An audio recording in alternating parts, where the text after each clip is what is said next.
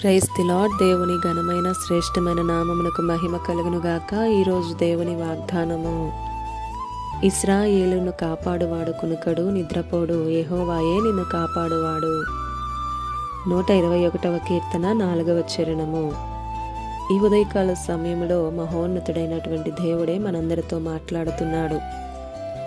ఇశ్రాయేలును కాపాడువాడు కునుకడు, నిద్రపోడు అని.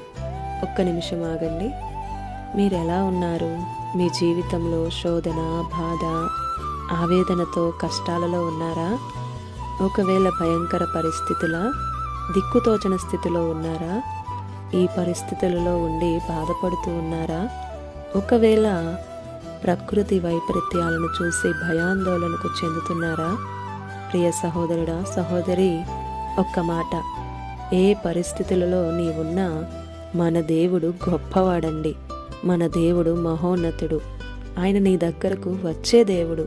నీవు భయపడనవసరం లేదు. మన దేవుడే కదా మనల్ని కాపాడేది. మన దేవుడు కాకపోతే, మన దేవుడు జోక్యం చేసుకోకపోతే మనల్ని కాపాడేది ఎవరండి చెప్పండి? ఏ పోరాటాలైనా, అనారోగ్యం, అప్పులు, ఏ పరిస్థితుల్లో నీవు ఆవరించి ఉన్నావో, నీవు భయపడుతూ ఉన్నావో, ఇశ్రాయేలీను కాపాడువాడు కునుకడు, నిద్రపోడండి. పగలైనా రాత్రైనా మేల్కొని నిన్ను, నన్ను, మనందరినీ కాపాడుతూనే ఉన్నాడు. ఏ కీడు అపాయమును రానివ్వడు. ఎందుకు అంటే అరణ్యంలో 40 సంవత్సరములు కాపాడాడు ఇశ్రాయేలీలను.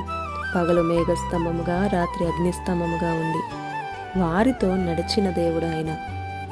దావీదు తనను తరుముచున్నారు 21 సంవత్సరములు శత్రువులు తరుముతున్న ఏ శత్రువు కూడా దావీదుని ముట్టలేదు. కారణం, దేవుడే దావీదును కాపాడాడు. అదే దేవుడు ఈరోజు నిన్ను కాపాడుతాడు.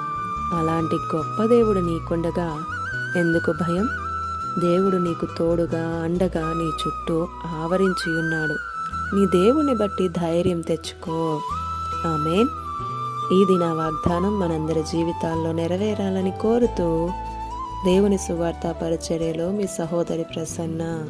God bless you. ఆమేన్.